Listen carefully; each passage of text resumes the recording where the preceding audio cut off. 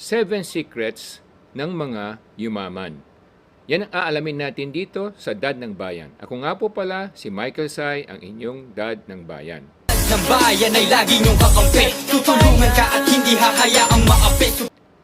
Maraming gustong malaman, makaalam kung papaano yumaman at kung ano ang mga katangian ng mga yumayaman. Yan ang ating pag-uusapan ngayon.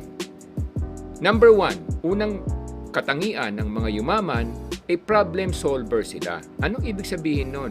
Hindi sila natatakot sa problema.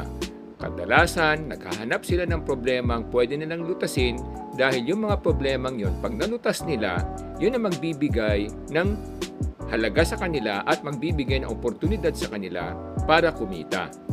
Ang halimbawa niyan, Facebook.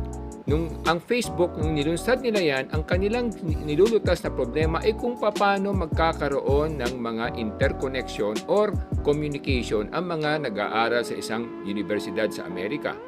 At nung kanila itong nilunsad, doon nagkaroon ng mga pagkakataon para magkaroon ng mga impormasyon ang bawat isa sa mga kanilang kaklase at kanilang mga kabatchmate.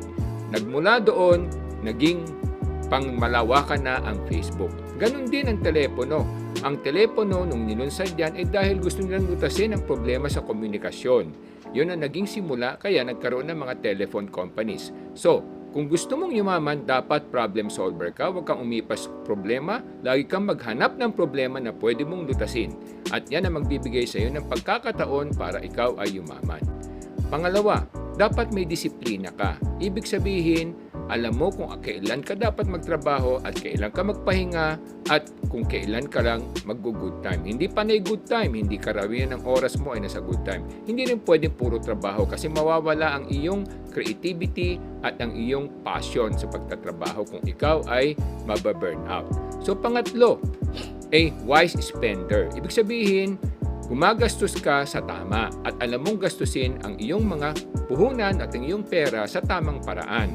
Hindi mo basta-basta ito nilulustay sa mga bisyo at kung saan ano pa mga hilig na mga mamahaling bagay na hindi naman talaga kailangan.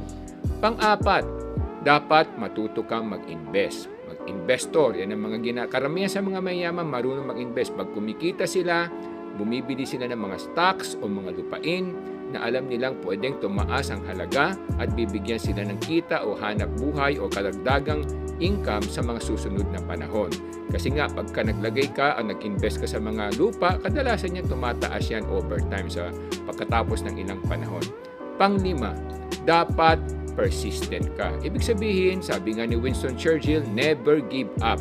Maraming problema at maraming pagsubok ang darating sa iyo pero huwag kang bibigay.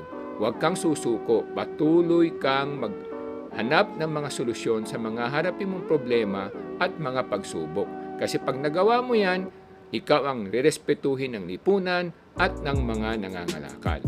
Pang-anim, ang sikreto pang isa ay yung public relations. Ibig sabihin, marunong kang mag-networking, marami kang kinikilalang tao dahil inaalam mo kung ano ang mga kakayahan ng bawat taong kilala mo para kung sila'y kailangan mo at kailangan mo silang makatrabaho, alam mo kung saan ka hahanap at alam mo kung sino yung malalapitan mo. So kaya nga marami sa ating mga yumaman na mga negosyante at mga nangangalakal, kadalasan sa kanila ay nagme-member ng Rotary, Lions Club, Masons Club, JC's, Philippine Chamber of Commerce, kung ano-ano pa kasi nga gusto nilang maraming makilala. Dahil pag marami silang nakilala, mas madali nilang malaman kung sino yung tamang tao na pwede nilang kausapin sa mga problemang darating sa kanila o sino yung mga taong pwedeng mag-mentor sa kanila o magturo sa kanila kung paano lutasin ang mga problemang hinaharap nila o haharapin nila. Pang-pito, isa pang mahalagang katangian ito ng mga yumaman na nakita natin sa mga nandito sa ating bayan, sila team builder, sila yung mga talent hunter. Anong ibig sabihin nun? Marunong silang bumuo ng mga iba't ibang tao na iba't ibang katangian at kaalaman para sa ganun matulungan sila sa kanilang layunin o sa kanilang mga hanap buhay para lalo nila itong mapalago. So lagi sila naghahanap ng mga talento para ding basketball. Ang mga basketball talent scout naghahanap ng iba't ibang talento sa iba't ibang paaralan.